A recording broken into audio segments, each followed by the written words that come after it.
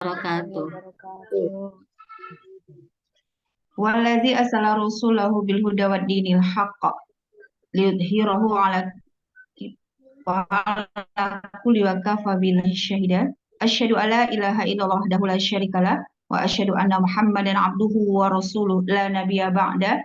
Rabbi israh li sadri wa yassir li amri wahlul 'uqdatam min lisani yafqahu qawli.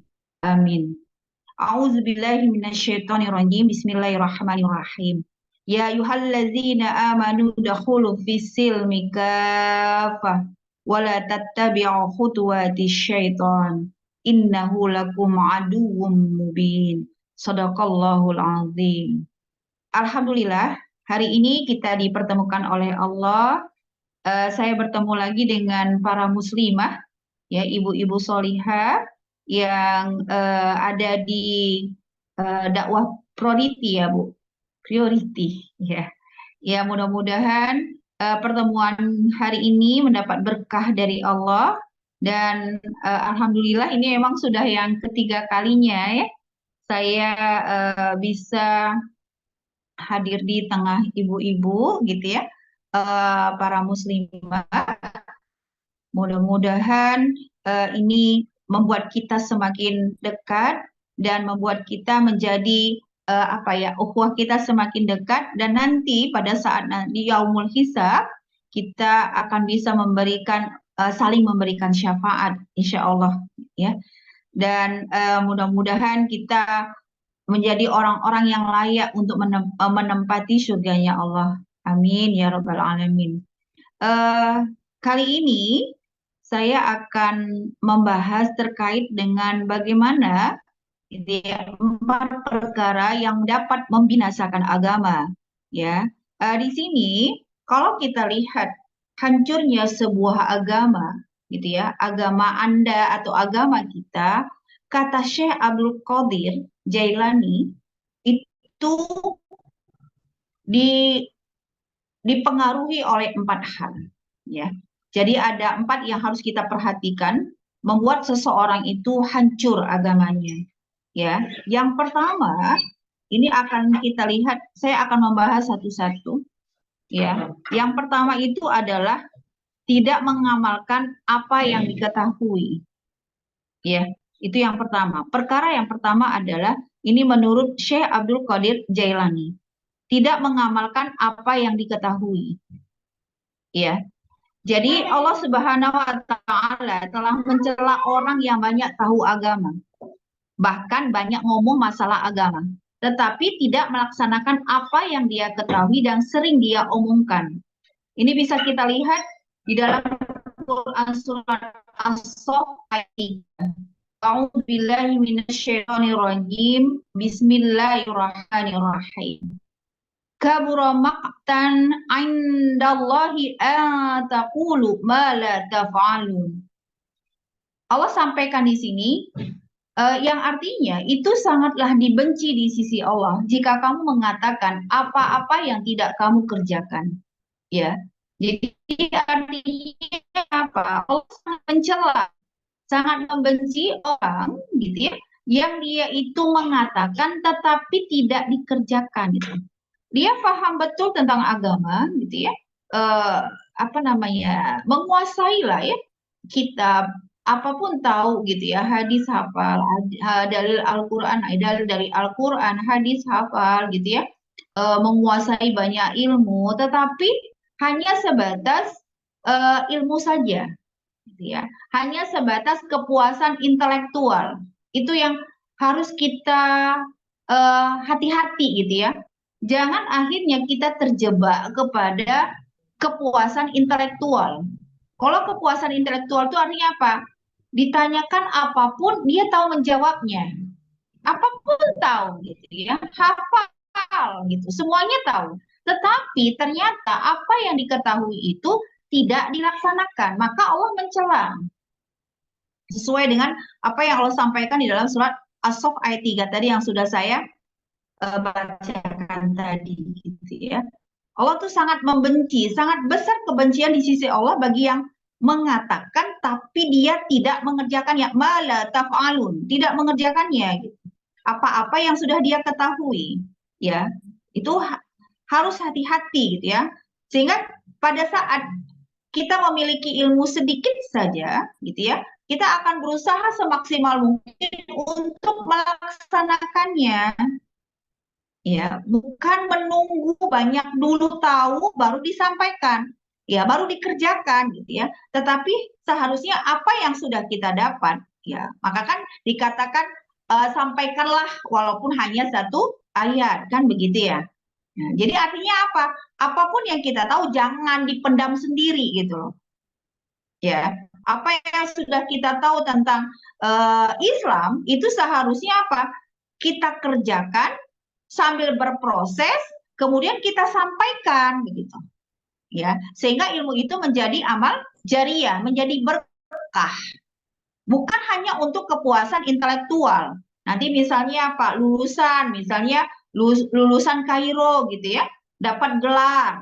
Atau nanti lulusan mana lagi gitu ya kan, banyak ilmunya. Atau apa namanya? Ya banyak gitu, hafalannya banyak gitu ya, atau hafiz Quran, masalah hadis tahu, tapi tadi itu hanya untuk kepuasan intelektual. Maka di sini disampaikan bahwa Allah ya sangat gitu ya, sangat membenci hal itu. Maka lebih dari itu banyak banyak tahu agama tetapi tidak mengamalkannya, maka itu dikatakan sia-sia. Ya, makanya Allah Subhanahu wa taala menilai seseorang bukan dari ilmunya yang banyak tetapi dari kebaikan amalnya. Itu bisa kita lihat dari apa? Quran surat Al-Mulk ayat 2. Ya, sana kan Allah sampaikan bahwa yang dilihat itu bukan aksaru amala tapi ahsanu amala. Ya, jadi bukan yang terbanyak tetapi ahsanu amala, amalan yang terbaik. Nah, itu yang harus kita pahami. Ya, jadi sangat disayangkan kalau misalnya orang yang banyak tahu agama tetapi sedikit mengamalkan agama tersebut, ya. Misalnya apa? Banyak muslim itu yang tahu gitu ya tentang apa? Sholat, saum, zakat, ya, itu wajib. Tapi mereka tidak melaksanakannya. Banyak juga yang muslimah yang tahu menutup aurat gitu ya, menggunakan jilbab, bahwa itu wajib tetapi enggan melakukannya. Kenapa? Panas lah, nggak apa namanya ya, nggak zamannya lah gitu ya, atau nggak gaul lah kan begitu ya. Kayaknya kalau pakai kerudung yang harusnya seperti yang Allah sampaikan di dalam surah Al-Nur ayat 31, Al-Ahzab ayat 59 gitu ya, bahwa kerudung itu, khimar itu merupakan pakaian seorang muslimah, menutup auratnya, kemudian menggunakan jilbab di ayat Al-Ahzab ayat 59 gitu ya. Sampai sebegitunya Allah menyampaikan gitu ya, menyampaikan bagaimana wanita itu seharusnya, sampai sedetail itu, sampai pakaian saja untuk seorang muslimah itu Allah sampaikan detail gitu. Ya, itu menunjukkan apa? Allah ingin memuliakan seorang wanita. Nah, gitu ya.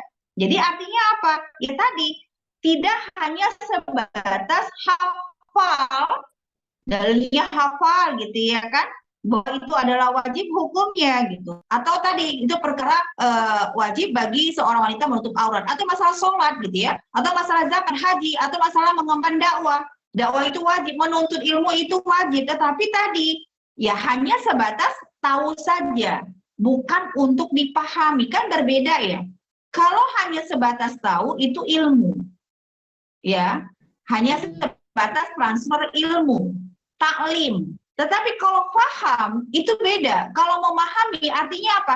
Dia mengetahui, mendapatkan informasinya bahwa menutup aurat bagi seorang muslimah pada saat dia keluar rumah di kehidupan umum, bertemu dengan orang-orang yang bukan mahramnya, maka dia harus menutup auratnya, harus menggunakan khimar, ya, kerudung dan jilbab, gitu ya kan? Maka kalau dia paham, dia akan melaksanakan itu pada saat dia di kehidupan umum, keluar rumah bertemu yang bukan mahramnya, maka dia akan berpakaian lengkap. Tapi kalau hanya sebatas transfer ilmu, Dia paham betul, dia tahu gitu, bukan paham, dia tahu gitu ya, bahwa wanita pada saat dia keluar rumah bertemu dengan yang bukan mahramnya, maka dia harus menutup aurat. Tetapi ternyata pada faktanya itu tidak dilaksanakan. Itulah yang dikatakan tadi sia-sia. Allah sangat membenci tuh hamba ya yang tadi hanya tahu ilmunya tetapi tidak mau melaksanakannya. Ya, sehingga di sini apa namanya yang harusnya kita lebih berhati-hati gitu. Ya, terkait dengan misalnya apalagi riswah, suap, gitu ya kan? Suap, riba, itu haram hukumnya. Suap juga haram hukumnya. Korupsi juga haram hukumnya. Kan begitu ya. Seharusnya apa? Kan ditinggalkan. Seharusnya kan begitu ya. Kalau kita sudah tahu, sudah dapat informasi itu sudah sampai kepada kita, kemudian kita berusaha semaksimal mungkin untuk melaksanakannya. Dan kalau kita tahu kalau itu adalah haram, bahwa riswah, suap itu haram, riba itu haram, kemudian korupsi itu haram, mencuri itu haram, gitu ya kan? Kemudian berzina itu haram, maka kita akan berusaha untuk meninggalkannya. Bukan hanya sebatas ilmu saja, transfer ilmu saja untuk kepuasan intelektual, sehingga akhirnya tadi Allah sangat membenci, gitu ya. Padahal tadi Allah katakan di dalam surah Al-Mulk ayat 2 tadi bahwa Allah tidak melihat amalan, banyaknya amalan seorang hamba, tetapi Allah melihat bahwa amalan seorang hamba itu adalah yang terbaik. Ahsanu amala, ihsanul amal, amalan yang terbaik. Amalan yang terbaik itu yang bagaimana? Fudail bin Iyad, guru besarnya Imam Syafi'i menyampaikan, ya, di dalam hadisnya, Fudail bin Iyad ini kan salah satu guru besar Imam Syafi'i. Beliau menyatakan bahwa ada dua yang menjadi syarat, ya, diterimanya amalan seseorang di sisi Allah, ya, sehingga amalan itu kenapa yang Allah inginkan dari seorang hamba itu adalah apa? Amalan yang terbaik, yang ya, bukan yang baik, tapi yang terbaik. Yang terbaik itu yang bagaimana? Yang memenuhi dua syarat. Yang pertama adalah ikhlas, niatnya ikhlas karena Allah, bukan karena siapa-siapa. Bukan mendapatkan pujian dari orang lain, tetapi ikhlas karena Allah. Ini masalah perkara hati, amalan hati. Ikhlas ini kan perkara hati. Ya, amalan hati yang hanya diri dia saja dan Allah yang tahu. Nah, gitu ya. Sehingga ini mendapat apa? Fudail bin Iyad juga menjelaskan gitu ya. Di hadis yang lain itu digambarkan bagaimana seseorang, ada 3 orang tipe orang ya. Mereka ini adalah orang, bukan orang sembarangan, dia ulama gitu ya, ulama besar gitu.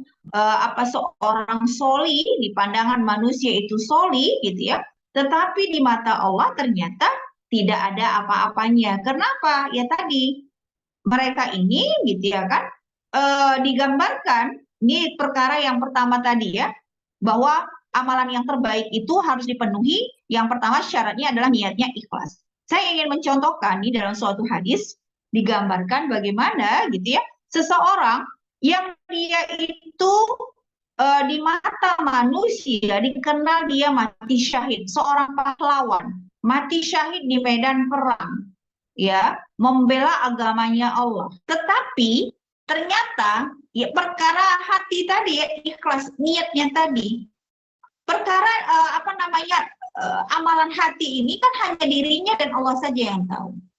Ya, dia katakan bahwa pada saat dia ikut perang mati syahid itu niatnya karena Allah. Tetapi apa kata Allah? Di mata manusia kamu dikenal pahlawan, gitu ya. Kamu mendapatkan pujian. Tetapi Allah katakan, apakah itu kamu melakukannya karenaku, kata Allah, niatmu ikhlas karenaku, kata Allah. Iya, kata seorang yang mati syahid tadi. Kata Allah tidak. Kamu mendapatkan gelar pahlawan, gitu ya kan? Mendapatkan gelar pahlawan dari manusia sudah. Tetapi kata Allah, kamu niatnya bukan karenaku, bukan karena Allah, gitu ya. Tetapi karena ingin mendapatkan pujian, kamu dapatkan itu. Sehingga apa kata Allah? Campakkan dia ke dalam neraka. Bayangkan gitu ya kan, padahal kalau kita melihat dia orang solih, bukan orang sembarangan, orang solih, mati syahid di medan perang. Tetapi di mata Allah ternyata tidak mendapatkan apa-apa. Kenapa? Karena syarat ihsanul amal, ya, perbuatan yang terbaik dari amal yang terbaik tidak terpenuhi. Kenapa? Karena niatnya bukan ikhlas karena Allah. Ya. Kemudian itu contoh. Kemudian ada juga di hadis yang sama dicontohkan seorang yang dermawan. Ya, semasa hidupnya dia orang kaya, tetapi dermawan. Banyak hartanya yang dia dia sumbangkan, dia infakkan untuk apa? Untuk fakir miskin, untuk ya pokoknya dermawan lah ya. Nah, sehingga hartanya itu banyak dia infakkan. Kemudian dia di mata manusia dia adalah seorang yang solih, yang dermawan gitu ya. Tetapi di mata Allah, kata Allah, kamu di mata manusia gitu ya, mendapatkan gelar dermawan. Tetapi niatmu bukan karena Allah, bukan karenaku, tapi niatmu ingin mendapat pujian dari manusia. Kemudian apa kata Allah? Campakkan dia ke dalam neraka. Nauzubillah min dzalik. Itu gambaran gitu ya, gambaran seseorang yang dia itu niatnya bukan ikhlas karena Allah. Makanya ini yang pertama sekali, agar amalan kita, apa yang kita lakukan gitu ya, itu sesuai dengan maunya Allah. Ya, yang Allah inginkan dari diri kita itu adalah apa tadi? Amalan yang terbaik sesuai dengan apa yang Allah sampaikan di dalam surah Al-Mulk ayat 2. Ya, di sana Allah sampaikan bahwa amalan yang terbaik itu adalah amalan yang diterima oleh Allah itu adalah amalan yang terbaik. Jadi syarat yang pertama adalah ikhlas karena Allah, gitu ya. Kemudian disampaikan oleh Fudail bin Iyad bahwa syarat yang kedua adalah caranya benar. Ya, cara yang benar itu seperti apa? Cara yang benar adalah sesuai dengan apa yang dicontohkan oleh Rasulullah. Jadi kalau tidak sesuai dengan apa yang dicontohkan oleh Rasulullah, maka perbuatan itu menjadi tertolak. Ya, jadi dua syarat ini adalah yang harus kita penuhi agar amalan yang kita lakukan, perbuatan yang kita lakukan itu sesuai dengan apa yang Allah inginkan, yaitu yang terbaik. Ya, kalau kita lihat ibu-ibu bisa, para muslimah ya, ibu-ibu yang dirahmati oleh Allah, ya, ibu-ibu solihah yang dirahmati oleh Allah, bisa ibu cek nanti di dalam surah Al-Mulk ayat 2. Di sana kan sudah Allah sampaikan ya, allazi khalaqal mauta wal hayata liyabluwakum ayyukum ahsanu amala wa huwal azizul ghafur. Ahsanu amala ayyukum liyabluwakum ayyukum ahsanu amala. Ya, untuk menguji kalian, siapakah di antara kalian yang memiliki amalan yang terbaik. Ya, jadi dua syarat itu harus dipenuhi agar amalan kita tidak menjadi sia-sia, gitu ya. Amalan kita diterima di sisi Allah, gitu ya. Jadi dua syarat tadi, niatnya ikhlas karena Allah, yang kedua caranya benar sesuai dengan apa yang dicontohkan oleh Rasulullah. Ya, jadi agar tadi ya, agar kita tidak dibenci gitu ya, tidak dibenci oleh Allah seperti dalam surah As-Saff ayat 3 tadi, maka yang harus kita lakukan adalah bagaimana setiap apa yang kita sampaikan, maka kita mencoba untuk diamalkan. Apa yang sudah kita dapat informasinya dan kita ketahui apapun itu, apakah itu perintah Allah atau larangan Allah, maka kita akan berusaha semaksimal mungkin untuk mengamalkannya agar kita tidak terkategori orang-orang yang seperti yang sudah Allah sampaikan dalam Quran As-Saff ayat 3 tadi. Yang pertama itu apa? Tidak mengamalkan apa yang diketahuinya. Itu perkara yang pertama. Kemudian yang kedua, seperti yang disampaikan oleh Syekh Abdul Qadir Jailani, gitu ya. Yang kedua adalah mengamalkan apa yang tidak diketahui. Sebaliknya, kalau yang pertama tadi kan tidak mengamalkan apa yang diketahui, ya. Kemudian yang kedua, mengamalkan apa yang tidak diketahui. Artinya apa? Kalau yang tadi adalah orang yang bisa terkategori adalah faqih gitu ya, faqih fiddin, ulama gitu, orang yang betul-betul mengetahui gitu ya tentang ilmu agama Islam, ya, tentang ilmu Islam gitu ya, tetapi tidak diamalkan. Kalau yang kedua, ini adalah orang yang memang awam, masyarakat awam, orang yang awam terhadap agama, nggak tahu betul dia, gitu ya. Jadi nggak tahu apakah yang dilakukan itu haram, apakah wajib itu sunnah, mubahkah, nggak tahu apakah makanan itu halal atau haram, nggak tahu gitu loh. Jadi mengamalkan yang kedua ini adalah mengamalkan apa yang tidak diketahui.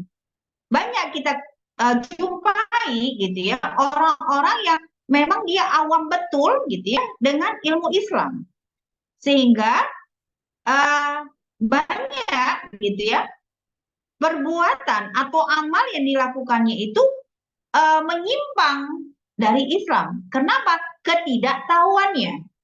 Dia awam betul gitu ya. Maka kita lihat ya banyak mereka itu melakukan hal-hal yang padahal gitu ya Islam melarangnya gitu ya. Bahwa statusnya halal atau haram dia tidak tahu.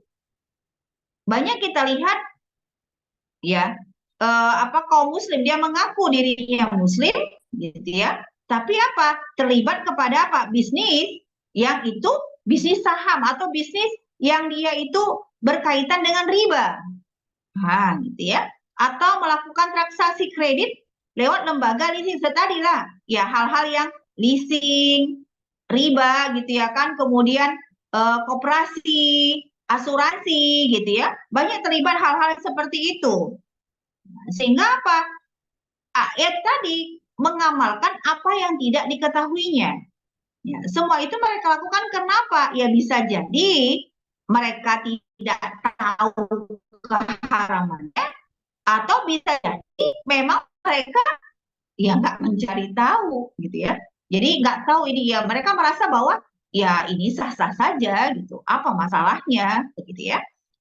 Ini disampaikan oleh Rasulullah ya di dalam hadis disampaikan bahwa Rasulullah telah bersabda, siapa saja yang mengerjakan suatu perbuatan yang tidak kami perintahkan, maka tertolak, gitu ya. Maka tertolak atau haram hukumnya. Hadis riwayat Muslim. Fahuwa raddun kata Rasulullah. Maka dia tertolak. Suatu perbuatan yang siapa saja yang mengerjakan suatu perbuatan yang itu tidak diperintahkan, tidak kami perintahkan, maka dia fahuwa raddun, tertolak. Jadi yang kedua, gitu ya, mengapa akhirnya yang disampaikan oleh Syekh Abdul Qadir Jailani tadi, hancurnya agama seseorang yang mengamalkan apa yang tidak dia ketahui, gitu ya.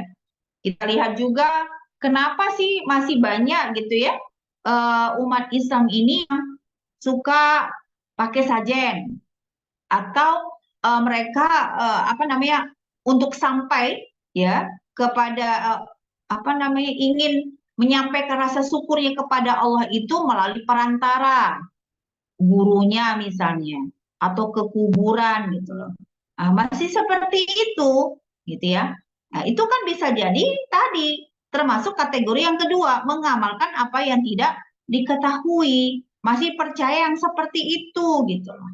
Padahal kita tahu itu terjadi pada masa jahiliyah dulu, orang-orang Quraisy sebelum Islam itu datang.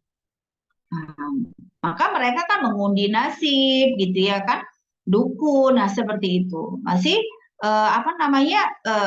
masih bergelimang dengan aktivitas-aktivitas yang tidak sesuai dengan apa yang dicontohkan oleh Rasulullah. Padahal sekarang gitu ya, sekarang ini kan zamannya Rasulullah itu kan sudah diutus. Ya, Rasulullah sudah diutus, Al-Quran sudah sampai kepada kita, hadis sudah sampai kepada kita, gitu ya kan? Tidak ada alasan bagi kita mengatakan bahwa saya tidak tahu, kan begitu ya. Sehingga akhirnya kenapa masih ada gitu ya seorang muslim yang dia mengaku dirinya muslim masih melakukan suatu hal yang itu tidak dicontohkan oleh Rasulullah. Maka disampaikan tadi di hadis tadi bahwa perbuatan itu tertolak gitu ya. Kalau sudah tertolak apalagi gitu. Ya, pastilah tidak termasuk kategori yang ya tidak akan mendapatkan pahala, namanya tertolak menjadi dosa. Ya, itu yang kedua. Kemudian yang ketiga, ya perkara yang ketiga adalah tidak mencari tahu apa yang tidak diketahui. Jadi tetap aja dosa gitu ya. Yang pertama tadi adalah orang yang dia tahu tapi tidak mengamalkannya. Ilmunya banyak tapi hanya sebatas ilmu, informasi, tidak untuk dipahami, tidak untuk diamalkan. Yang kedua, orang awam yang tidak tahu, dia mengerjakan sesuatu tanpa ilmu. Yang ketiga, tidak mencari tahu apa yang tidak diketahuinya. Dia merasa puas dengan yang dia pahami selama ini aja gitu. Misalnya Muslim kan harusnya kita bersyukur gitu ya dilahirkan dari keluarga Muslim. Tetapi gitu ya tidak bisa kalau agama kita itu Islamnya karena keturunan. Sehingga banyak Muslim itu karena dia Muslimnya keturunan sehingga dia tidak mencari tahu apa sih seharusnya yang dia lakukan. Dia puaskan saja dengan apa yang dilakukan oleh orang tuanya saja, apa yang disampaikan oleh orang tua saja. Tetapi dia tidak mencari tahu sebenarnya yang dia lakukan ini bertentangan dengan perintah Allah atau tidak. Bertentangan nggak dengan hukum syara atau tidak. Itu tidak dicari tahunya, gitu ya. Jadi banyak muslim dan muslimah ini yang dia sadar dirinya awam, ya banyak nggak tahunya tentang agama, tetapi tidak mendorong, tidak terdorong gitu ya, dirinya itu untuk apa? Untuk mendalami agama, tafakuh fiddin. Ya, fakih fiddin, dia tidak berusaha untuk dia memahami agamanya sendiri gitu. Dia muslim, seharusnya kan terdorong dia mencari tahu. Kenapa saya harus sholat? Kenapa saya harus menyembah Allah? Kenapa harus saya capek-capek puasa? Kenapa saya seorang muslimah harus menutup aurat? Kenapa saya harus diperintahkan untuk amar ma'ruf nahi mungkar? Kenapa saya diperintahkan untuk menuntut ilmu Islam? Ya, seharusnya kan begitu. Tetapi tadi kenapa mereka itu tidak terdorong untuk apa? Untuk mendalami agama. Padahal Allah sudah sampaikan di dalam surah Al-Mujadilah ayat 11. Apa Allah sampaikan di sana? Allah akan meninggikan derajat seseorang yang beriman dan ilmu. Ya, beberapa derajat. Itu menunjukkan apa? Bahwa gitu ya, Allah itu gitu ya memuliakan seseorang yang dia memiliki ilmu. Dia beriman tetapi dia ada ilmunya gitu. Nggak cukup dia beriman tanpa ilmu atau dia memiliki ilmu tanpa iman. Tetapi kedua-duanya itu sejalan seperti mata uang. Maka Allah akan meninggikan derajat mereka. Ya. Nah, jadi maka yang ketiga ya tadi tidak mencari tahu apa yang tidak diketahuinya. Dia merasa enjoy aja gitu. ya merasa enjoy aja dengan kebodohannya dalam agama. Banyak para intelektual, ya dia seorang doktor, profesor gitu ya, nggak usah ditanya lah S berapanya. Tetapi dia bodoh dalam agama. Dia dikatakan bodoh, ya. Dia dari sisi intelektual, dia adalah orang yang berilmu. Tetapi dia bodoh dalam apa? Dalam ilmu agama. Jadi dikategorikan, digolongkan dia adalah orang-orang yang bodoh. Ya, kenapa? Dia merasa bahwa dirinya lah gitu ya. Kenapa dia bisa memiliki ilmu setinggi itu gitu ya, bisa dia menemukan sesuatu gitu ya kan? Dia lupa siapa yang memberikan ilmu, siapa yang memberikan kecerdasan, ya. Maka seseorang disampaikan dalam surah Al-Mujadilah itu kan Allah sampaikan Allah akan meninggikan derajat orang yang berilmu dan beriman dan berilmu berapa derajat. Jadi kalau orang yang beriman tanpa ilmu, maka tadi dia Islamnya keturunan, ya. Kalau tanpa ilmu, maka bagaimana dia akan bisa istiqomah dengan keimanannya? Kemudian sebaliknya, kalau dia berilmu tapi tanpa iman, inilah nanti jadi sombong. Padahal kita tahu sombong itu adalah selendangnya Allah, tidak boleh dimiliki oleh hamba. Ya, Allah dimiliki oleh manusia. Sehingga tadi kalau orang berilmu dia tanpa iman, maka inilah menjadi sombong. Dia merasa karena dia belajar, ya dia belajar sungguh-sungguh, karena dia rajin, maka membuat dia itu menjadi pintar. Dia lupa, ya siapa yang memberi kepintarannya, ya lupa gitu. Kalau bukan Allah yang ikut campur tangan, maka dia tidak akan bisa seperti itu. Ya, itu akibat dari apa? Akibat dari kebodohannya ya terhadap agama. Itu yang ketiga. Kemudian yang terakhir, yang keempat, perkara yang keempat gitu ya. Kenapa hancur agama seseorang itu adalah menolak orang yang mengajari apa yang tidak diketahuinya. Ya. Jadi ternyata banyak yang kita temui gitu ya, Muslim yang karena dia itulah tadi ya, dia punya ilmu tapi nggak punya iman. Jadi akhirnya muncullah penyakit hati yaitu apa? Sombong. Nah, ya, muncullah penyakit hati yaitu sombong. Sehingga akhirnya karena kesombongan, penyakit hati yang ada di dalam dirinya menggerogoti hatinya, sehingga akhirnya dia menolak siapapun yang menyampaikan kebenaran gitu ya kepada dirinya gitu ya. Sehingga akhirnya apa? Sehingga akhirnya membuat seseorang tadi gitu ya menolak ketika orang lain itu mengajarinya, ya mengajarinya, mengajaknya, mendakwahinya, mengingatkannya, gitu ya. Sehingga di sini Rasulullah sampaikan, gitu ya, sombong di sini, ya sombong itu adalah menolak kebenaran. Hadis riwayat Muslim dan Abu Daud. Ya, jadi kalau penyakit hati sombong itu ada di dalam diri kita, maka itulah ya yang membuat kita menolak kebenaran sehingga tidak nampak kebenaran itu. Ya. Jadi di sini akhirnya apa? Membuat seseorang tadi enggan. Dia merasa dirinya lah yang paling tahu.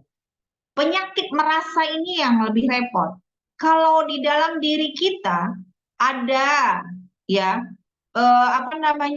perasaan merasa diri dialah yang paling benar, merasa diri dialah yang paling banyak ilmunya, merasa diri dialah segala-galanya, maka pada faktanya dia itu nggak punya apa-apa. Pada faktanya dia nggak ada apa-apanya karena cuma merasa. Kalau merasa itu gimana namanya merasa? Kalau merasa itu artinya apa? Ya belum tentu gitu. Ya, belum tentu dia itu berilmu, belum tentu dia itu apa namanya itu benar, belum tentu dia punya ini dan itu karena cuma merasa. Sehingga inilah yang harus kita hindari, gitu ya.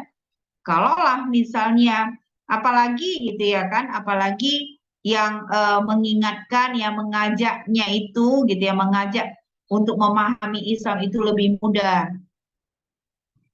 Ya, baru anak kemarin gitu loh.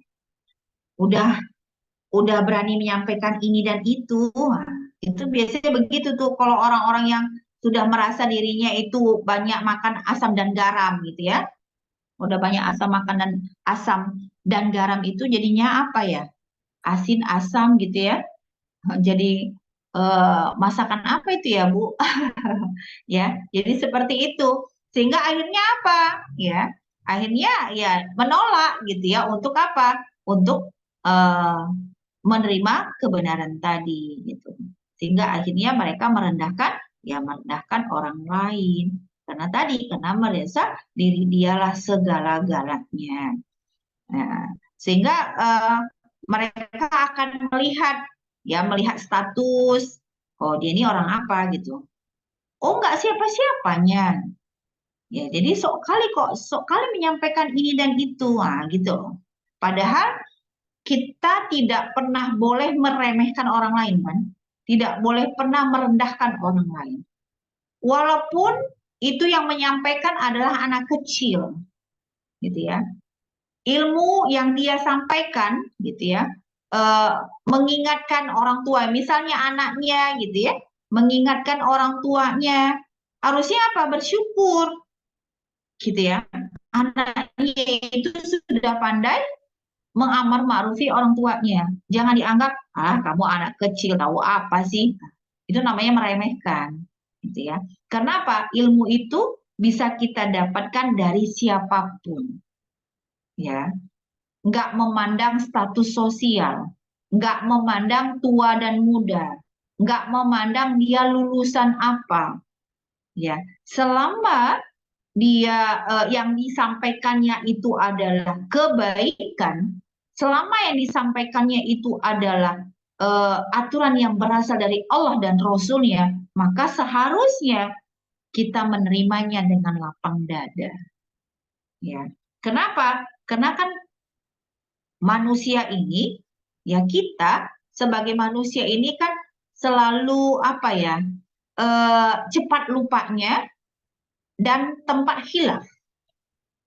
Maka Allah itu kan sering mengulang-ulang. Setiap eh, di dalam Al-Quran itu kan sering diulang, mengingatkan kita kembali gitu. Berapa kali diulang? Coba surah Ar-Rahman itu berapa kali Allah ingatkan? Nikmat mana yang kamu dustakan? Berapa kali Allah ulang dalam surah Ar-Rahman itu? Itu menunjukkan apa? Itulah manusia gitu. Manusia kurang bersyukur. Itu karakter manusia. Sehingga kalau kita lihat bagaimana dialognya Allah dengan malaikat, ya tentang kedudukan manusia di bumi ini sebagai khalifah fil ard, pemakmur bumi. Kenapa? Karena malaikat tahu betul bahwa manusia ini pembangkang. Kalau malaikat kan namanya malaikat itu algojonya Allah ya. Jadi mereka itu ya selalu taat. Apapun yang Allah perintahkan, pasti langsung dikerjakan. Kalau kita kan tidak manusia.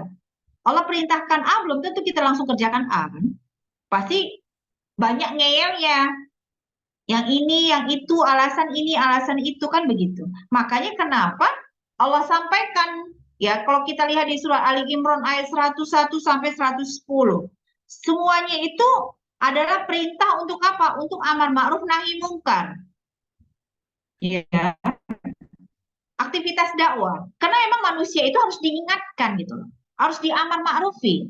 Kenapa? Ya tadi, kita itu suka lupa. Surah Al-Fatihah aja, bacaan sholat. Itu berapa kali kita ulang dalam satu hari? 17 kali ya. Dalam satu hari, itu membaca surah Al-Fatihah. Bayangkan sampai 17 kali kita membaca bolak-balik surat Al-Fatihah itu seharusnya kan berefek kepada diri kita ya. Karena surat Al-Fatihah itu kan umul Quran. Ibunya Al-Quran. Jadi apapun isi Al-Quran itu terkandung di dalam surah Al-Fatihah. Namanya ibu. Ibu itu kan tempat mengandung ya. Sehingga apapun itu tergambar di dalam surah Al-Fatihah. Bayangkan dalam satu hari itu kalau kita sholat wajib ada 17 kali kita mengulang membaca surah Al-Fatihah. Belum lagi tadi apa namanya? eh kalau kita sholat sunnah gitu ya. Nah, berapa kali kita mengulang-ulang surah Al-Fatihah. Jadi jadi kita ada perkara disampaikan saya dulu Khairil Jailani gitu ya, perkara yang dapat membinasakan agama seseorang. Semoga kita terhindar dari hal yang seperti ini, membuat kita semakin tawaduk gitu ya, tawaduk sehingga kita qanaah gitu ya, qanaah dengan apapun yang sudah Allah tetapkan kepada diri kita dan kita tawaduk gitu. Sehingga apapun yang Allah perintahkan Rasulullah sampaikan, contohkan gitu ya, kita akan senantiasa sami'na wa ata'na. Mudah-mudahan kita terhindar dari 4 perkara ini dan mudah-mudahan Allah layakkan kita menjadi hamba-hambanya yang layak mendapatkan makom, ya, makom yang tertinggi, makom yang mulia, sehingga kita pantas layak untuk bersama Rasulullah di surganya nanti. Mudah-mudahan ya Bu, mudah-mudahan kita menjadi orang-orang yang senantiasa gitu ya mendapatkan syafaat pada saat nanti dia yaumul hisab dari siapa? Dari kekasihnya Allah Rasulullah Shallallahu Alaihi Wasallam. Dan kita ibu-ibu yang ada di majelis ilmu ini di taman-tamannya surga, mudah-mudahan kita saling memberikan syafaat. Ya Bu, jangan lupa dengan saya. Ya. Jadi nanti kalau nggak ketemu saya di surganya Allah, jangan lupa panggil saya ya Bu. Cari saya. Ya Ustazah, sama-sama kami pun juga ya Ustazah. Sama-sama Ustazah. Ya itu saja Bu dari saya. Saya mohon maaf. Al-afu minkum. Assalamualaikum warahmatullahi wabarakatuh. Waalaikumsalam warahmatullahi wabarakatuh. Aduh. Alhamdulillah, Masya Allah, tabarakallah Ustazah atas ilmu yang telah diberikan pada malam hari ini. Itu tadi terkait dengan 4 perkara pembinasa agama. Tadinya saya bertanya-tanya, apalah ini 4 ini ya. Saya pikir itu hal-hal yang memang spektakuler gitu. Ternyata memang hal-hal yang banyak terjadi di masyarakat yang 4 ini gitu ya kan. Eh, yang pertama itu tidak mengamalkan apa yang diketahui gitu. Hanya sekedar omdo ya, omong doang, omong sana sini. Oh nggak boleh ini, nggak boleh ini, tapi dia mengerjakan apa yang dia tahu itu tidak benar gitu. Yang kedua mengamalkan apa yang tidak diketahui. Jadi asal asal jeplak aja gitu. Nggak tahu ilmunya, lihat orang melakukan ini dia ikut-ikutan gitu. Karena si Anu melakukan ini kok nggak apa-apa kok gitu. Misalnya tahanannya sakit, pergi ke dukun atau mengambil kredit di bank gitu kan, nggak tahu ilmunya, tapi karena dilihatnya tetangganya ada yang melakukan itu, dia melakukan juga tanpa dia mencari tahu apakah itu dibenarkan oleh Allah atau tidak. Yang ketiga, tidak mencari tahu apa yang tidak diketahuinya. Nah ini orang yang apa namanya ya, yang malas gitu ya, nggak mau berusaha untuk mencari ilmunya Allah gitu. Inilah makanya salah satu sebab makanya kita membuat kajian seperti ini agar kita terus-terus menggali ilmunya Allah gitu. Dan yang keempat, menolak orang yang mengajari apa yang tidak diketahuinya. Itu ya ibu-ibu ya. Ini katanya termasuk orang yang sombong. Ini banyak kita jumpai ini ibu-ibu. Maksudnya eh, hanya dikarenakan kita basicnya ini bukan dari kalangan ulama gitu kan, atau karena usia kita lebih muda gitu, dan kita menyampaikan ilmu yang kita ketahui, yang kita lihat dia melakukannya, dia tidak mau gitu. Alah, kamu tahu apa sih? Anak kemarin sore gitu. Alah, baru masuk Islam aja gitu. Nah, itu tadi.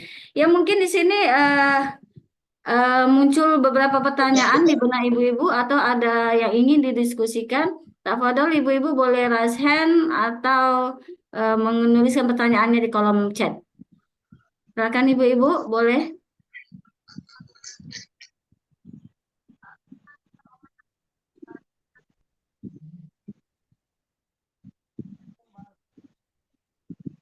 Ada yang ingin bertanya ibu-ibu?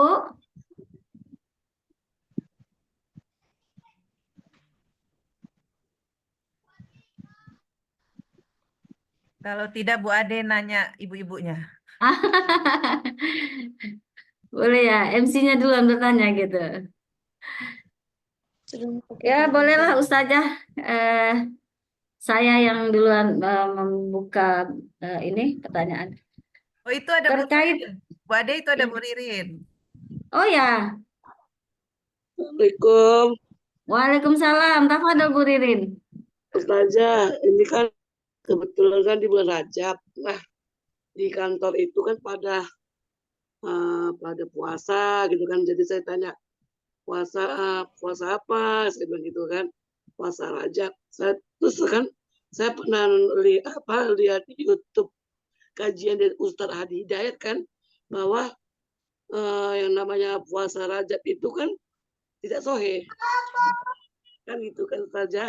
Nah, tidak ada yang namanya puasa Rajab, tapi kalau di bulan Rajab ini kita boleh banyak beramal, beribadah, karena ini bulan Rajab kan bulan yang sangat baik kata Ustadz ya kan.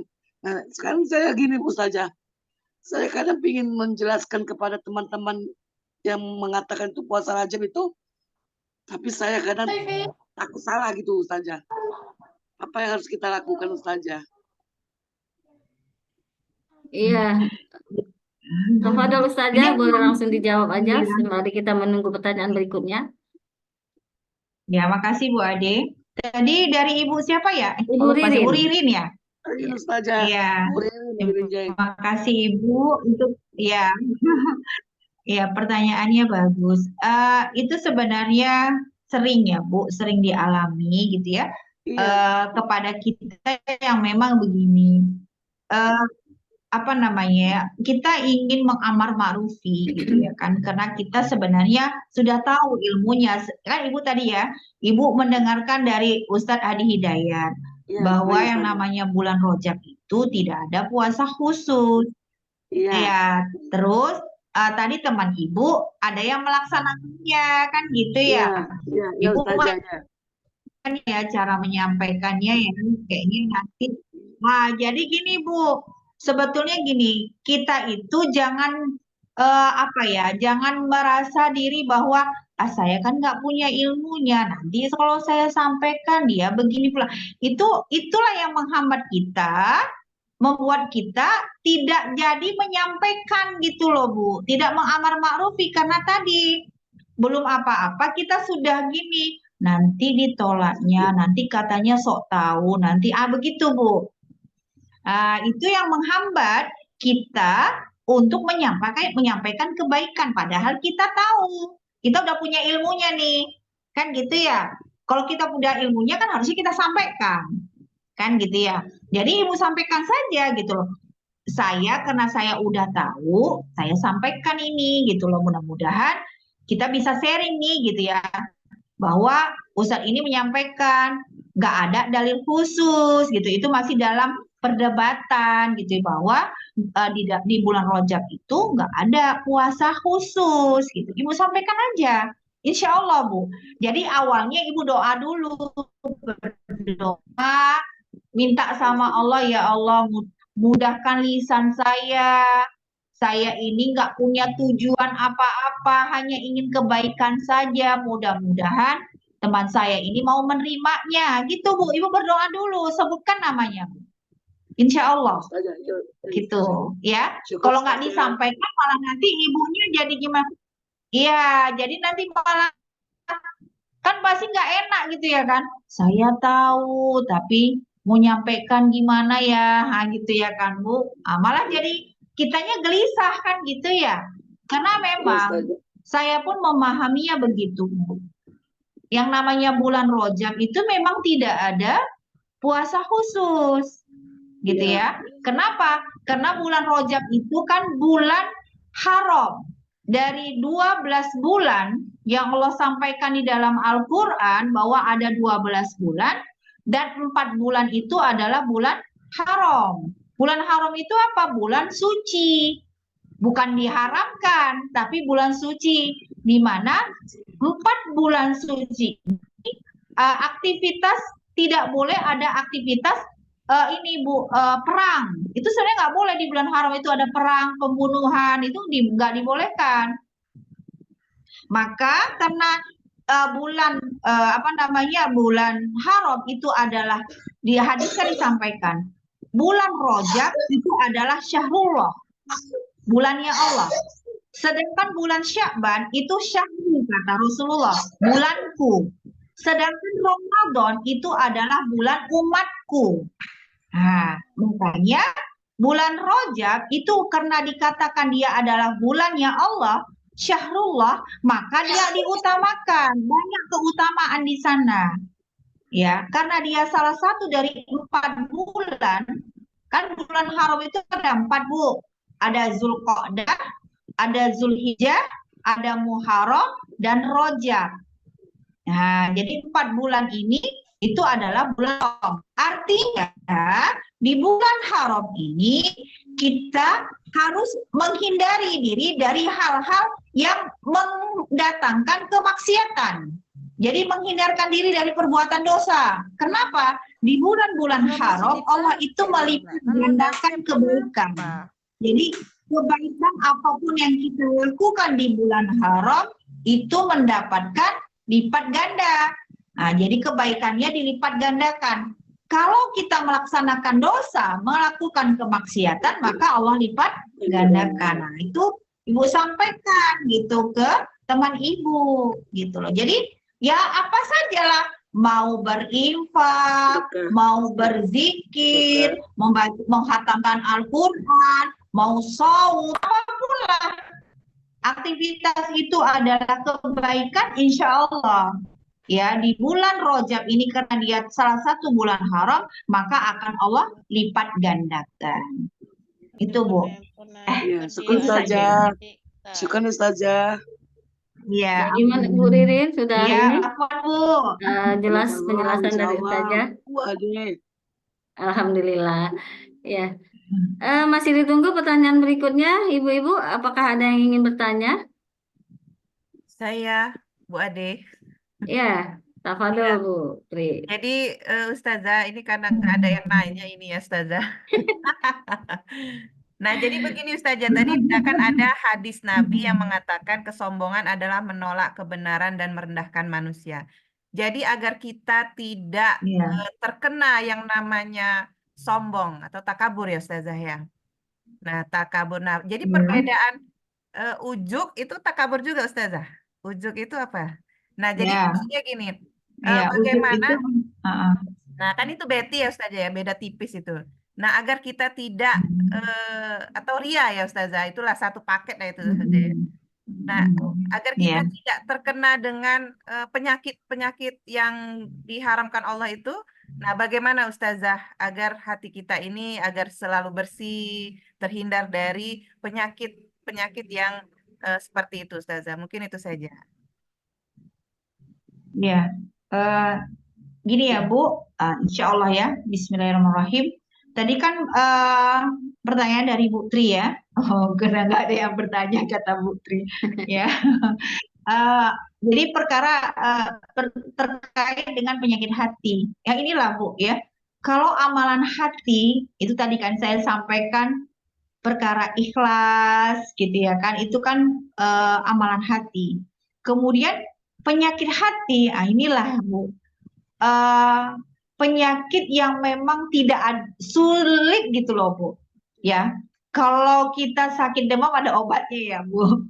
Ya. Ini penyakit hati, inilah yang memang harus kita hati-hati gitu ya. Kenapa?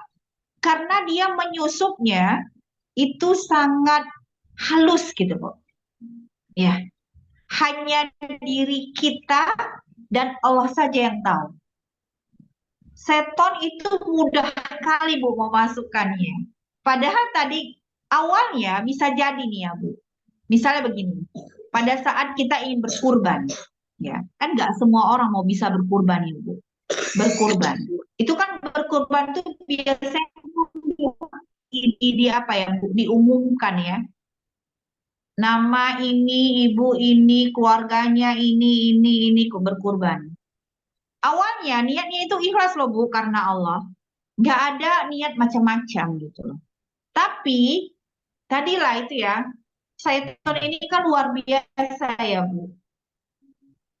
Jadi dari kanan, kiri, belakang, depan, atas, bawah, dia mencari peluang untuk memasukkan ya, memasukkan penyakit hati ini. Tadinya kita nggak ada merasa gimana gitu Bu. Tapi syaitan tadi mencoba untuk menggoda sehingga akhirnya merasa tuh kan, ternyata yang berkurban kali ini keluargaku yang banyak lihat. Nah, apalagi kalau misalnya satu keluarga dia sapi gitu ya, lembu Bu. Sapi gitu ya, satu keluarga dia semuanya. Awalnya enggak ini Bu, tapi kan perkara hati itu tadi kan hanya diri dia dan Allah saja yang tahu kan. Sehingga ya kalau manusia melihatnya kan, Masya Allah kali ya gitu ya.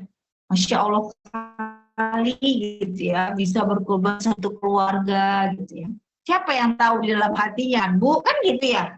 Nah, sehingga syaitan tadi kan mencoba untuk menyusupinya. Tuh, akhirnya apa? Tek gitu ya kan. Tuh lihat kan, keluargaku ternyata yang lebih ini dibandingkan yang lainnya. Kalau udah ada rasa seperti itu Bu, itu bisa habis hangus Bu amalannya.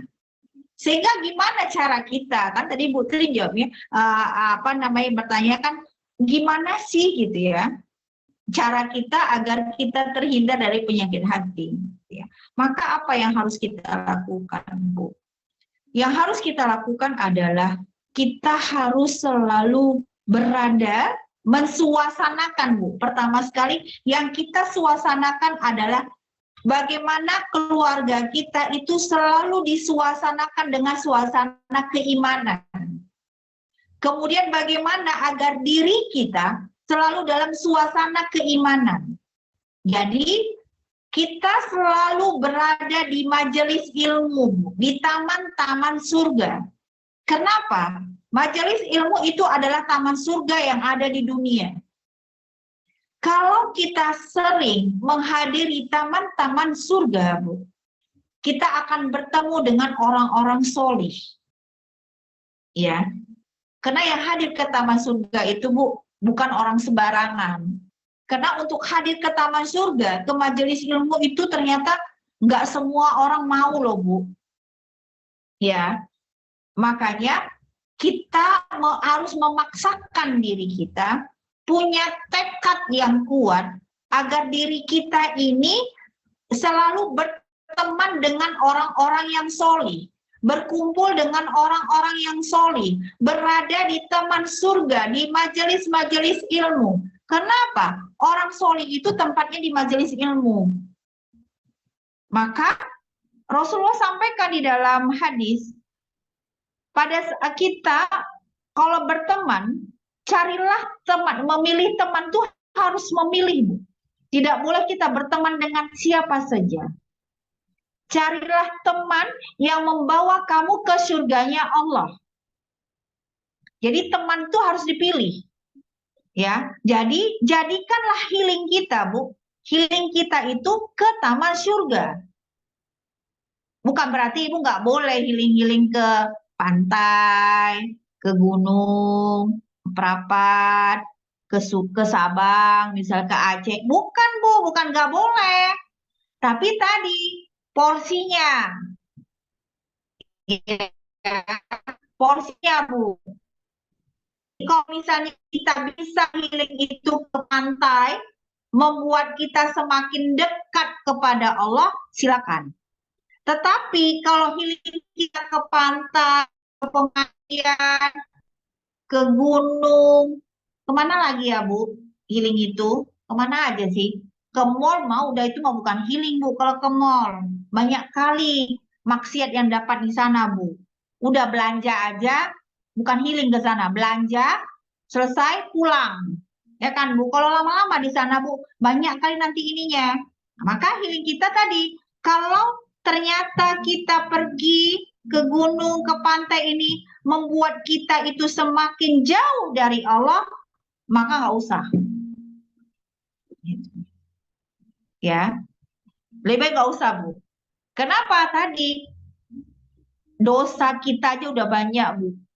Jadi jangan ditambah-tambah gitu loh. Ya kan? Jadi healing kita tadi, kita lebih memprioritaskan healing kita itu ke taman surga. Bertemanlah dengan orang-orang yang solih. Jangan berteman dengan siapa saja, enggak Bu. Teman itu harus dipilih. Ya, sehingga apa? Membuat kita, kalaulah pun kita menyimpang, maka kalau kita berteman dengan orang-orang yang selalu mengingatkan kita ke jalannya Allah, mengajak kita ke surganya Allah, maka dia akan ingatkan kita. Sehingga nggak jadi kita jatuh ke jurang, Bu. Terselamatkan lagi gitu.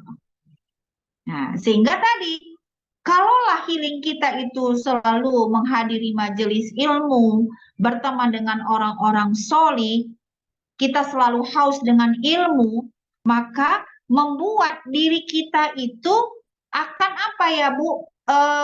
Meminimalisir penyakit hati. Sehingga kita nggak merasa bangga dengan diri kita. Ya Allah, saya ini nggak ada apa-apanya ya ternyata gitu. Dibandingkan dengan ibu itu, walaupun dia masih lebih muda, ternyata ilmu dia lebih banyak lagi, lebih solih lagi gitu. Ya, jadi kita kalau berteman dengan orang-orang yang tawadu, yang qanaah Bu, yang dia itu cukup dengan apa yang pun yang Allah berikan kepada diri dia, merasa dia qanaah cukup gitu ya, tawadu, rendah hati gitu, dia merasa bahwa ya udah syukuri saja. Nah, berteman dengan orang seperti itu, Bu. Maka membuat diri kita itu gak ada apa-apanya, ya. Sehingga akhirnya penyakit hati tadi seperti sombong, merendahkan orang lain, kan sombong itu yang membuat dia merendahkan orang lain, sepele gitu ya. Nah, sehingga kita akan terhindar yang namanya ria. Apa sih? Kalau kita ingat kita ini siapa gitu ya? Kita ini adalah hambanya Allah. Yang namanya hamba itu gimana, Bu? Hamba itu kan harusnya dia tunduk, patuh. Kan begitu ya posisi hamba. Kan dia bukan majikan gitu loh.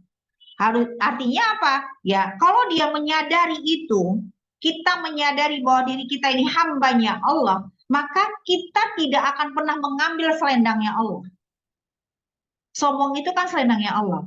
Kita sadar betul, saya ini hambanya Allah. Seharusnya saya ini patuh, taat dengan apapun yang Allah perintahkan.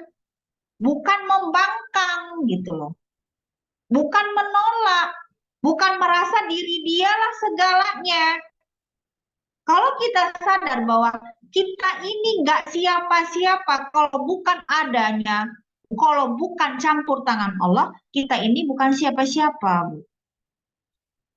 Ya, bukan siapa-siapa. Kalau kita sadar itu, maka kita tidak akan apa ya, tidak akan merasa diri ini dialah segala-galanya. Oh, saya kan lulusan pesantren. Kamu siapa? Kamu madrasah nggak pernah, sekolah agama nggak pernah, sok kali kamu ngajak-ngajak. Nggak gitu loh. Ya, tapi dia merasa bahwa ya dia kurang aja. Jadi nggak pernah sepele. Siapapun yang menyampaikan, pasti itu ilmu. Walaupun berulang-ulang kita mendengarnya. Maka kita akan mendapatkan keberkahannya. Gitu, ya. Maka di sini yang harus kita lakukan adalah tadi, Bu, ya, selalu hadir di majelis-majelis ilmu. Healing kita ubah, Bu. Hadirlah ke taman-taman surga, tidak pernah jenuh. Sampai Allah panggil pulang, kita selalu menuntut ilmu. Tidak pernah kita puas, gitu ya. Tidak pernah merasa puas itu. Selalu kurang dan kurang. Jadi kita ya selalu mencari aja gitu. Ya, mencari ini, mencari itu. Kenapa kita tidak ingin terjebak kepada 4 perkara tadi kan, Bu? Ya, karena itu membuat kita semakin jauh dari Allah. Tapi kita berusaha bagaimana agar kita selalu dekat dengan Allah. Untuk dekat dengan Allah, kita harus apa? Ya tadi, healing kita menghadiri taman-taman surga. Itulah cara kita untuk bisa dekat dengan Allah. Ya, tidak ada dengan cara yang lain, Bu. Ya, kuncinya adalah menuntut ilmu itu aja. Ilmu menuntut ilmu, nggak ada lagi gitu.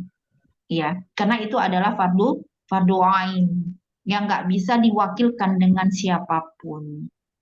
Ya, mungkin itu aja, Bu Tri.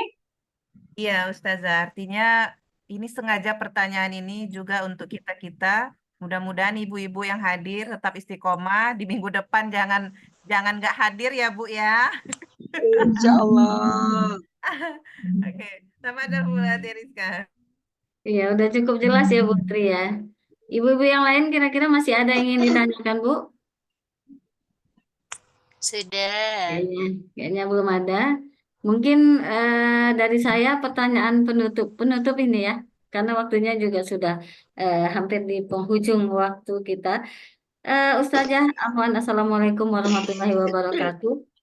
Waalaikumsalam Saya warahmatullahi wabarakatuh. ingin menanyakan tentang poin yang pertama dari perkara pembinaan agama ini ya Ustazah, tidak mengamalkan apa yang diketahui. Jadi ini kadang-kadang sering menjadi dilema bagi kami yang ingin terjun ke dalam dunia dakwah, tetapi merasa apa ya namanya ilmunya itu masih belum tertancap kuat gitu loh Ustazah. Kadang-kadang gini, misalnya seperti ini Ustazah, misalnya dalam dakwah kami ada yang bertanya tentang kepatuhan seorang istri kepada suaminya, ya. Nah, secara ilmu eh, kita tahu gitu bahwa seorang istri itu harus patuh dan taat kepada suaminya selagi apa yang disampaikan oleh suaminya itu bukan yang melanggar syariat Allah gitu. Harus patuh gitu harus ini. Tapi di kehidupan sehari-hari nah itu tadi Ustazah tidak mengamalkan apa yang diketahuinya gitu. Kadang-kadang masih lepas kontrol karena mungkin apa ya masih kurang kurang tertancap kuat atau masih terbawa kepada eh, sifat-sifat yang sebelumnya gitu. Kadang-kadang saya sering seperti itu apa saat mendebat suami atau ada hal yang bertentangan pada suami kadang-kadang sering meninggikan suara atau sering mengambil keputusan udah pokoknya saya mau melakukan ini yang terbaik gitu gak usah lah di ini lagi nah seperti itu jadi kita cuma bisa istighfar gitu saja padahal saya tahu itu ada kajian yang mengatakan apa dari ustazah kita juga mengatakan bahwa neraka untuk para alim ulama yang dia mengetahui tapi tidak menjalankan apa yang diketahuinya itu neraka sakhar ya Ustazah ya neraka yang paling paling bawah gitu paling mengerikan bahkan nah itu tadi kadang-kadang seperti itulah Ustazah kita menyampaikan kepada orang orang lain seperti ini harus begini atau oh tidak boleh ikhtilat tapi kadang-kadang kita terkeseleo juga terjerumus juga ke dalam yang namanya ikhtilat gitu saat berkumpul dengan kawan-kawan alumni gitu misalnya kan ada acara apa gitu. Nah, jadi di situ juga tanpa kita sadari, ayo foto-foto gitu, foto. Tentunya ada nimbrung ikhwan gitu. Nah, itu gimana ya Ustazah ya? Kalau memang saya merasa kadang-kadang belum cukup kayaknya belum cukup baiklah ini untuk jadi pendakwah gitu. Belum cukup baiklah untuk menyebarkan ilmu Allah. Karena aku sendiri masih sering tergelincir dalam hal-hal yang sebenarnya yang aku sampaikan kepada orang lain. Itu saja. Afwan saja. Mohon penjelasannya. Iya, iya Bu Ade.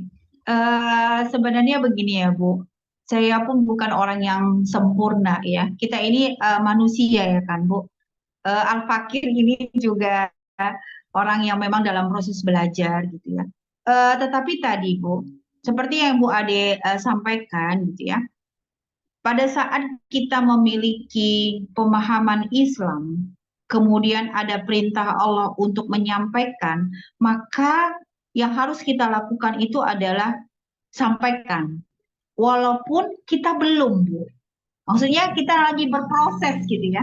Kita berproses gitu. Namanya kita ini manusia yang dulunya juga kita ini bukan orang yang bahan bakunya itu baik gitu ya. Karena kan kita hidup dalam sistem yang bukan diatur dengan Islam. Sehingga kita kan ya keluarganya ya begitu aja lah kan gitu ya Bu. Bukan juga, kalau saya bukan lulusan pesantren Bu. Nggak pernah mengecap yang namanya pesantren tadi, sekolah agama. Enggak, saya sekolah umum semua. Nggak ada sekolah pesantren gitu ya. Tetapi pada saat saya sudah memahami Islam, ada kewajiban bagi saya itu untuk menyampaikan. Kan nggak bisa saya mendapatkannya, kemudian untuk diri saya sendiri. Nanti bagaimana pertanggungjawaban saya di hadapan Allah? Gitu ya. Kamu sudah tahu. Kemudian kamu melihat bahwa saudaramu itu dia tidak paham atau dia berbuat maksiat, kamu diam saja. Itu bagaimana nanti kita pada saat hujah apa yang akan kita sampaikan di hadapan Allah, kan begitu ya Bu. Kalaulah kita menunggu diri kita itu sempurna dulu, banyak ilmunya dulu, baru kita menyampaikan, kalau ya sampai umurnya. Kan begitu ya Bu. Iya, Ternyata umur kita nggak sampai gitu ya kan. Sedangkan kita belum menyampaikan apapun. Nah, kan begitu ya. Padahal kita tahu, kan begitu. Sehingga apa yang harus kita lakukan? Yang harus kita lakukan adalah kita minta sama Allah itu istiqomah. Istiqomah di jalan kebenaran. Istiqomah di dalam kebaikan. Sehingga pada saat nanti Allah panggil pulang, husnul khotimah. Kita dalam kondisi selalu menyampaikan kebaikan gitu. Ya, kenapa? Karena kita manusia, Bu. Kita bukan malaikat, kita bukan rasul. Kita manusia biasa. Kalau rasul kan maksum, Iya, dijaga sama Allah, nggak mungkin buat maksiat. Kita manusia, manusia itu tempat hilaf. Hari ini disampaikan, besok bisa lupa. Ya kan, Bu? Nggak usah nunggu besok. Nanti aja sore bisa lupa, Bu. Bisa buat maksiat lagi besok. Kan begitu ya? Itulah manusia. iya, Ustaz. Makanya kenapa ampunan Allah itu seluas langit dan bumi. Maha ampunan Allah itu seluas langit dan bumi, Bu. Artinya kita diminta taubat itu setiap hari kan? Untuk apa? Agar tadi, Bu. Agar apa? Agar kita ini ingat bahwa ya Allah disuruh banyak-banyak istighfar. Kenapa? Pasti dalam satu hari itu ada saja dosa yang kita lakukan gitu. Kalau kita masih menyadari bahwa diri kita itu fakir, banyak dosa, itu artinya Allah masih memberi kesempatan kepada diri kita melihat kebenaran. Yang bahaya itu kita nggak sadar, Bu. Nggak sadar kalau yang kita lakukan itu adalah kemaksiatan. Kalau kita menyadari, ya Allah banyak kurang begini, nanti menyampaikan saya aja masih begini. Itu artinya apa? Allah masih memberikan kesempatan kepada diri kita melihat kebenaran. Kalau kita sadar seperti itu kan kita mencoba untuk berproses kan Bu, memperbaikinya gitu loh. Kenapa saya kemarin terjebak ikhtilat ya? Oh jangan lagi lah, salah itu dosa. Minta ampun sama Allah, ya Allah. Kok bisa saya ya gitu? Apa nama hilaf? Kok bisa begitu? Ya Allah kok sama suami kok bisa begitu? Padahal disampaikan gitu ya kan. Sekarang ya gitu ya Bu. Kadang kita sebagai istri ini apa ya? Kadang masih sepele dengan suami Bu. Ya, makanya betul, Rasulullah kan pada saat Isra Mi'raj itu naik ke langit ke-7 melihat di neraka itu banyak umatku kok yang banyak perempuan ya. Ternyata salah satunya adalah tidak taat kepada suami. Jadi memang posisi kita sebagai istri itu memang begini Bu, apa namanya? Suami sekalipun dia tak berilmu, ilmu agamanya lebih banyak kita yang tahu, Bu. Dia belum mengkaji, nggak tahu apa-apa, mungkin dari sisi pekerjaan pun biasa aja, status sosial biasa aja, tapi posisi dia qawam. Tetap memposisikan diri dia qawam. Sehingga kita adalah istri. Istri itu hanya posisinya apa? Ya dia nggak bisa mendudukan dirinya itu sebagai qawam. Harus sadarin itu gitu loh. Kalau kita menyadari itu kan emang butuh ilmu ya, Bu. Butuh kita Iya, diulang, diingatkan, diulang gitu ya. Kita belajar terus sehingga akhirnya kita, ya Allah, kapan lah bisa jadi istri yang solehah ya gitu, yang taat sama suami. Kenapa? Karena ternyata di punggung suami itulah surga kita, Bu. Kan gitu ya. Nah, kenapa? Karena tadi kita adalah istri. Jadi istri itu yang memang harus taat dengan suami. Agar apa? Kita iya mendapat betul. keridhaan dari Allah. Sekalipun suami itu, Bu, nggak soleh. Sekalipun suami itu nggak mengajarkan kita untuk memahami Islam. Tetap kita harus bisa memposisikan dia sebagai kowam bagi kita gitu loh, Bu. Itu emang nggak mudah. Tetapi kita berusaha untuk apa ya, senantiasa gitu ya kan. Belajar, belajar, belajar, belajar. Memang nggak pernah, Bu, belajar itu ada habisnya, nggak ada titik akhirnya gitu loh. Agar kita tetap apa namanya ya, berusaha untuk berubah menjadi lebih baik dan lebih baik gitu ya. Sehingga Allah layakkan gitu. Ya, Allah layakkan diri kita itu menjadi ibu soliha, istri soliha gitu ya kan, teman yang soliha gitu ya kan, begitu ya, sehingga akhirnya eh, Allah muliakan diri kita dan Allah layakkan kita mendapatkan surganya Allah. Mudah-mudahan ya kan, Bu, kita sama-sama berproses gitu ya. Jadi jangan pernah mengklaim apa namanya, menjudge diri bahwa kenapa ya saya begini-begini, jangan gitu, Bu. Karena itu yang membuat kita akhirnya putus asa. Tetapi kita mencoba untuk, ya tadi, makanya kenapa healing kita itu di majelis ilmu, Bu. Majelis ilmu, berteman dengan orang-orang soleh, dan kita menyampaikan bukan berarti karena kita banyak ilmu, bukan. Tapi karena Allah memerintahkan. Nah, gitu loh, Bu. Jadi itu membuat kita menjadi pede gitu loh. Ya udah, sampaikan aja. Walaupun kita juga lagi berproses gitu loh. Bukan karena saya udah soli makanya saya menyampaikan, enggak gitu. Tapi karena Allah memerintahkan, ya udah, kita karena tahu kita sampaikan saja gitu. Walaupun kita itu belum belum belum mengerjakannya gitu loh. Saya juga lagi Iya. berproses ini gitu loh. Ini kan, Allah kamu, iya saya juga lagi berproses memang gitu. Kita sama-sama berproses gitu ya kan. Jadi yang menyampaikan seperti saya ini kan karena memang kesempatan saya ini menyampaikan, Bu, gitu ya. Bukan berarti saya lah yang lebih ini, enggak gitu ya. Karena memang saat ini saya yang menyampaikan gitu ya kan, Bu. Ya bisa jadi nanti Bu Ade yang menyampaikan gitu ya kan. Jadi artinya kita saling gitu ya, Bu, saling berbagi, saling sharing gitu ya. Saling Bukan mengingatkan juga akhirnya ya menjadi Ustazah. diri kita, oh karena kita merasa lebih. Ya, jadi saling mengingatkan karena kita mencari ilmu dari siapapun gitu ya, Bu.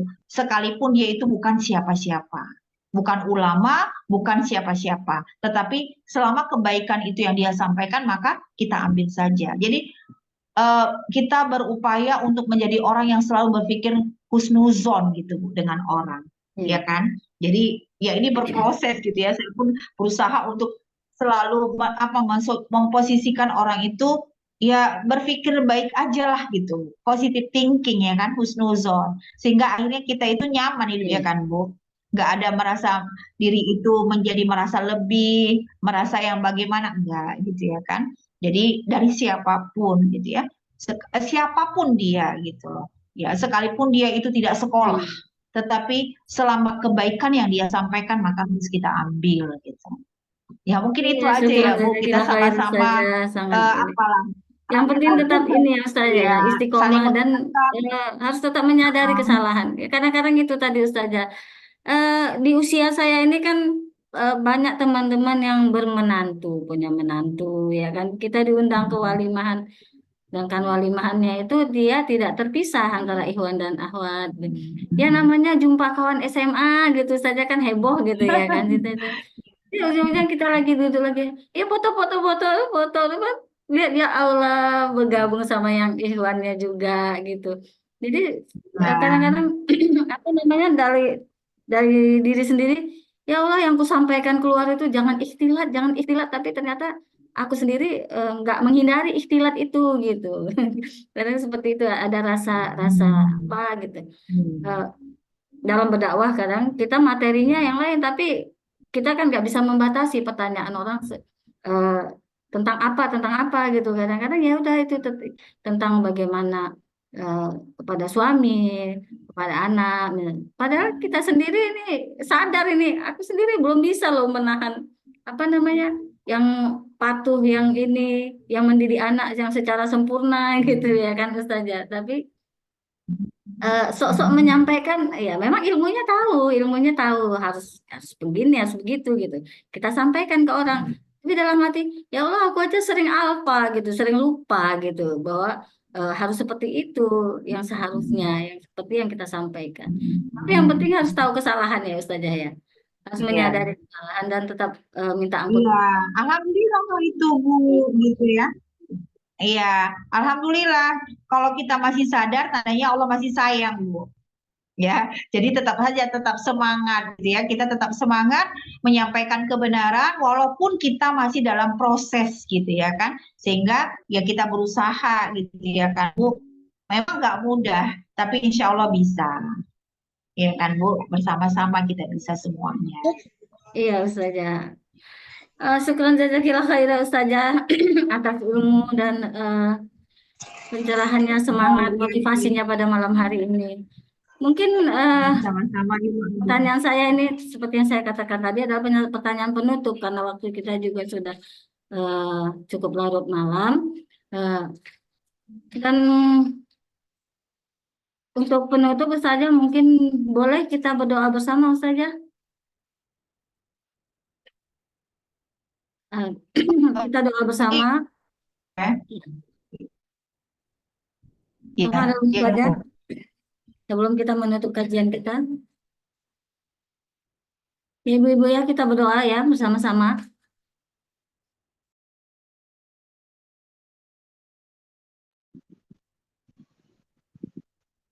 Ustazah pimpin doa Ustazah. Iya, iya Bu. Ya. Bismillahirrahmanirrahim. Untuk menambah keberkahan ya, menambah keberkahan majelis ilmu kita kali ini, maka kita tundukkan kepala kita tenangkan tangan kita, memohon kepada Allah ya, agar kajian kita kali ini mendapat berkah darinya. Ya. Astaghfirullahaladzim. Astaghfirullahaladzim. Astaghfirullahaladzim. Ya Allah, ya Rahman, ya Rahim. Kami memohon kepadamu, berikanlah kebaikan, kemuliaan, rahmat-Mu kepada ibu-ibu para muslimah yang hadir di kajian malam ini. Ya Allah, ya Rahman, ya Rahim, kami memohon ampunan kepadamu dari dosa yang kami kerjakan, baik sengaja maupun yang tidak sengaja.